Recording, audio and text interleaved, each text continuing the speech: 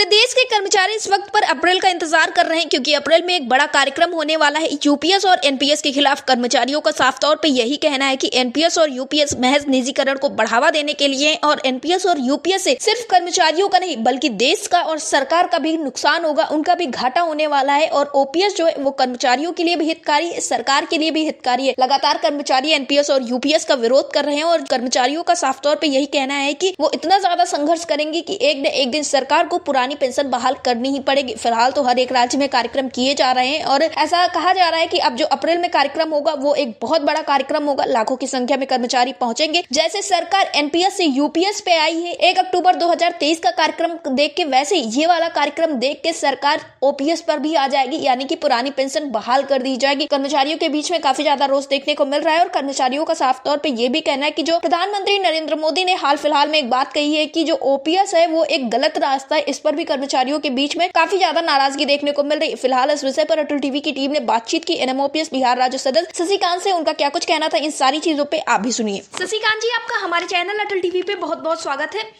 नमस्कार मैडम।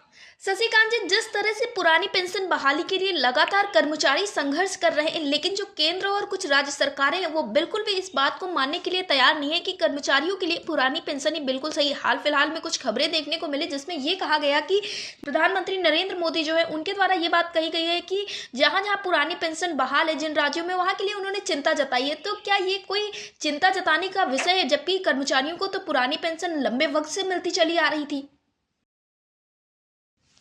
दरअसल राज्य सरकार जो आजकल बात कर रही है कि हम पुरानी पेंशन की जगह पे यूपीएस को लागू करवाएंगे जी। मैं आपको बता देता हूं कि आप उत्तर प्रदेश की हालत जान लीजिए जी कि उत्तर प्रदेश की सरकारें जो है अब तक 7 महीने से एनपीएस की राशि को वो जमा नहीं कर पाए पीएफआरडीए के पास। जी।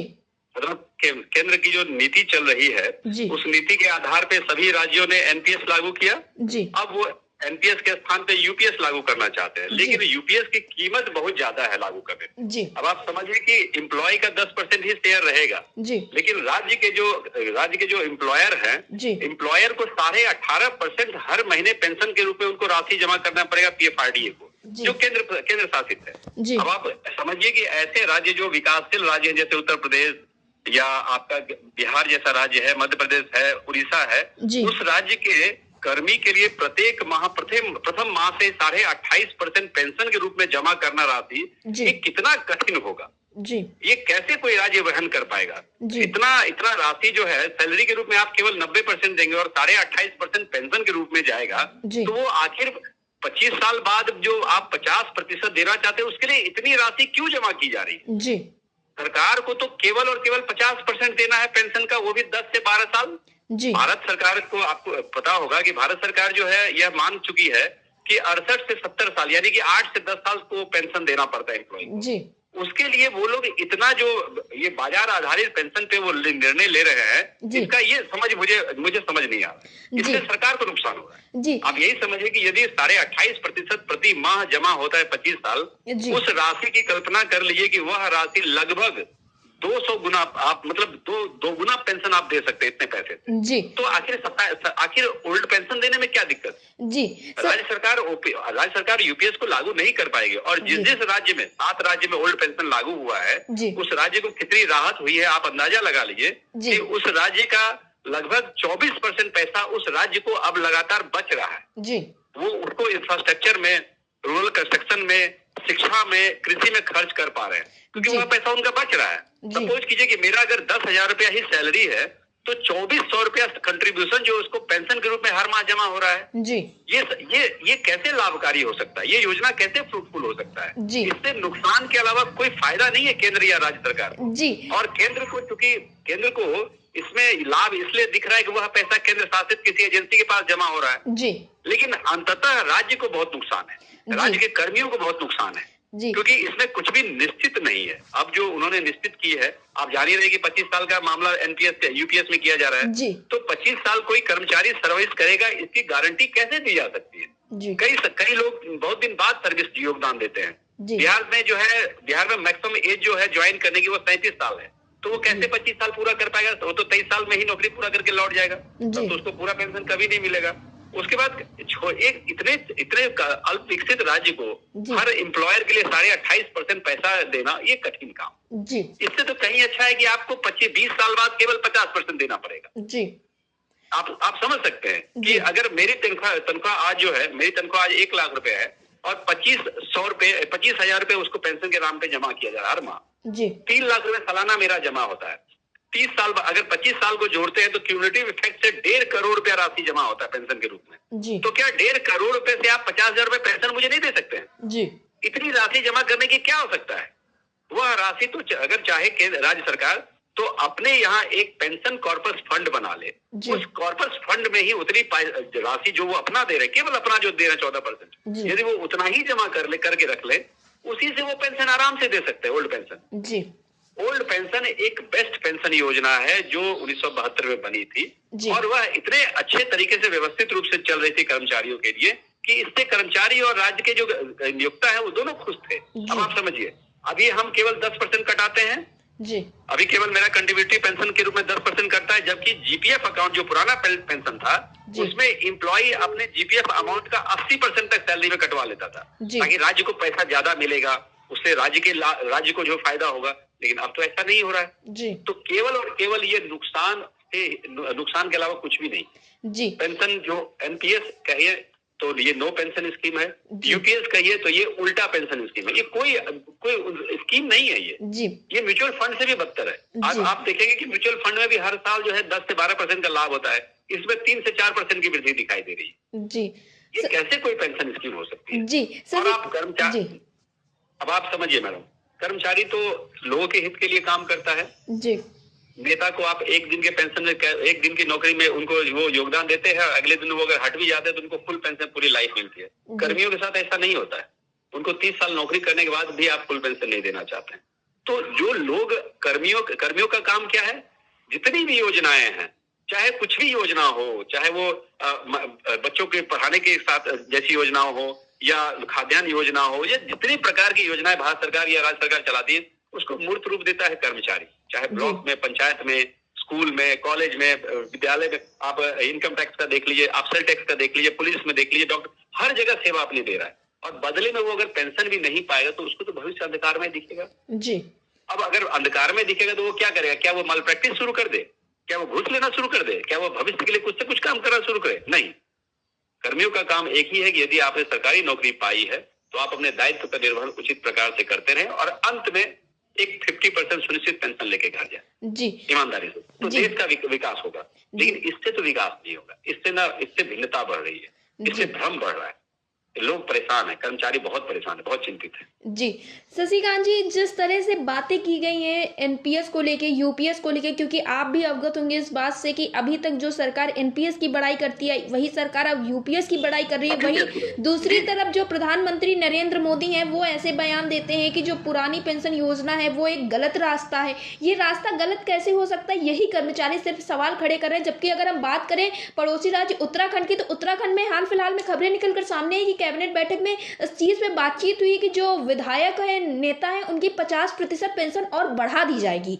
एक तरफ नेता, विधायक, मंत्रियों को इतनी सारी सुविधाएं, दूसरी तरफ जो कर्मचारी पूरे देश को इतनी सारी सुविधाएं दे रहे हैं, देश के लिए काम कर रहे हैं, उनके लिए जो उनकी मांग है उसी को नहीं पूरा किया जा रहा है। मेरा भी बार बार यही कहना है कि आप यदि नेता हैं, आप यदि एनपीएस या यूपीएस नहीं लेते हैं तो हमें भी मत जी। आप यदि एनपीएस या यूपीएस लेते तो हम भी वही ले लेंगे जी। क्योंकि आप तो केवल योजना बनाने का कार्य करते हैं, पर मूर्त रूप में तो हम लाते हैं योजनाओं को जमीन पे जी। ठीक, तो हम तो बराबर के साझेदार हुए। आप केवल 5 साल के लिए आते हैं, हम तो 25 से 30 साल सेवा देते हैं जी। हम कह रहे हैं कि आप भी पेंशन मत लीजिए तो हम भी छोड़ देंगे जी। हम यहाँ तक बोलते हैं कि यदि हमारे नेता पेंशन नहीं लेंगे तो हम भी नहीं देंगे जी।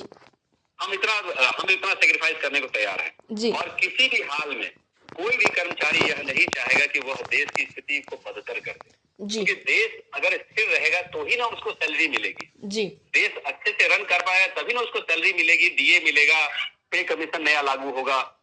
हम चाहते हैं कि जब हमारे पास 2 रुपए आए तो वह पैसा मार्केट में जाए, ऐसा ना हो कि वह पैसा सीज हो जाए। आज जो पैसा पेंशन का सीज हो रहा है उससे तो कर्मचारी को कोई फायदा नहीं है, बल्कि राज्य सरकार को भी कोई फायदा नहीं है जी।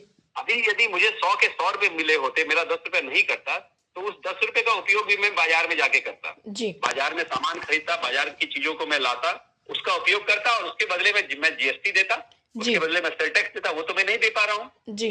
वो पैसा तो 10% सीज हो गया, तो मार्केट में तो वो पैसा नहीं है, तो नुकसान हो गया ना जी। तो प्रधानमंत्री जी जो अभी कह रहे हैं और आज से 30 साल पहले जो माननीय मनमोहन सिंह जी उदारीकरण में ये कह रहे थे कि पैसों का घूमना जरूरी है मार्केट में। पैसा अगर एक ही जगह रह गया तो वो नहीं चलेगा, उससे बाजार मजबूत नहीं हुआ, देश मजबूत नहीं हुआ।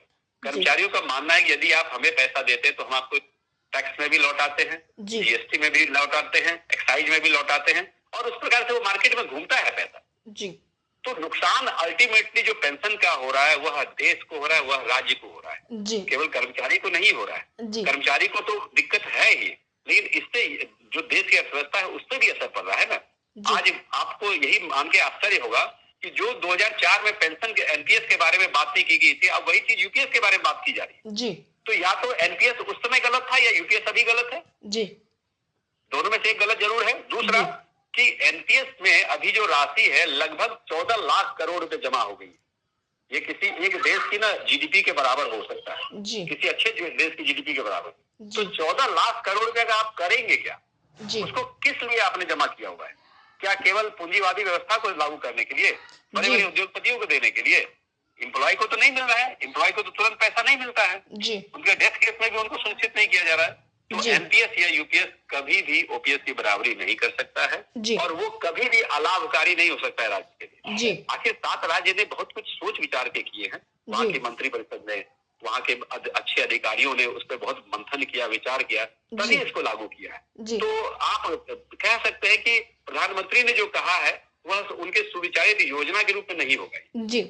ये ऐसा नहीं हो सकता है जी। शशिकांत जी, लगातार बातें हो रही हैं एनएमओपीएस की तरफ से जो एक कार्यक्रम किया जाना है दिल्ली में, ये कार्यक्रम ठीक वैसा किए जाने की तैयारी की जा रही है जो 1 अप्रैल 2023 को किया गया था। तो आपका क्या मानना है, किस तरह से बिहार राज्य से आप लोग सहयोग करने वाले हैं? देखिए, बिहार के जितने भी कर्मचारी हैं, राज्य कर्मचारी हैं या शिक्षकगण हैं, वो सभी उसमें जाके पूरी तरह सहयोग करेंगे। हम लोग 1 अक्टूबर 2022 में भी गए थे, 28 में भी गए थे, और उसका परिणाम यह रहा कि लगभग 10 लाख कर्मी पूरे देश से वहां जुटे थे हमारे विजय बंधु जी के नेतृत्व में। और उसी का परिणाम है कि आज यूपीएस पे आ गई है सरकार जी। आप यह मत समझिए यूपीएस सरकार ने स्वतः दे दिया जी जी। उस भीड़, उस हुजूम और उस जन समूह को देख के उन्होंने ऐसा निर्णय लिया है। ये कोई अकस्मात निर्णय नहीं हुआ यूपीएस का जी। वहां से जो हमने मांग की थी, रामलीला ग्राउंड से जो मांग हुई थी हमारी, और उस मांग को विचार करना पड़ गया मीडिया के माध्यम से। आप लोग ने जो इतनी सहयोग दिखाई है, जो प्रकाश में चीजों को लाया है, जो मीडिया ने दिखाया है इतनी सारी संख्या में, पहली बार 10 लाख कर्मचारी को दिल्ली जाना पड़ा है जी। तो उसका ही परिणाम है कि आज यूपीएस पे आया। तो मैं कहता हूँ कि आज अगर यूपीएस पे आप आ गए हैं तो उसमें से कुछ चीजों को बदल दीजिए, वो ओपीएस हो गया जी। आप उसमें से आप केवल क्या कर दिए कि 50% सुनिश्चित पेंशन 20 साल में कर दीजिए, जो आपने 25 साल में किया है जी। और जो कंट्रीब्यूटरी राशि है आप कहिए हम आपको लौटा देंगे जैसे ही आप रिटायर होते हैं, हो गया पेंशन, हमें कोई प्रॉब्लम नहीं है जी। इसमें से बहुत ज्यादा प्रावधान चेंज करने की जरूरत नहीं है जी। वो 2-3 प्रावधान चेंज हो गए तो ओल्ड पेंशन हो गया, और कर्मचारी खुश तो देश खुश होगा जी। क्योंकि हम चाहते हैं कि हमारा पूर्ण योगदान रहे देश जी। हम चाहते हैं कि पूर्ण योगदान दे अपने कर्मी के रूप में, लोगों को परेशानी ना हो। जैसे आपने कोरोना का टाइम में देखा होगा, एक कर्मचारी ही तो था जो कि लड़ रहा था जी। चाहे वो सेना के रूप में, पुलिस के रूप में, डॉक्टर के रूप में, इंजीनियर के रूप में, या हर सेक्टर में लोगों को हर घर जाके अन्न पहुंचाता था। एक पुलिस वाले लोग रोड पे जो है तो हर लोगों को राह दिखाते थे, उनकी मदद के लिए वो आगे रहते थे। तो आखिर आप उनको अगर रुलाएंगे, उनके भविष्य को के लिए नहीं सोचेंगे, तो आखिर वो कैसे अपना जो है तो कर्तव्य निभा पाएंगे जी। शशिकांत जी, एयरटेल टीवी से जुड़ने के लिए धन्यवाद। बहुत बहुत धन्यवाद।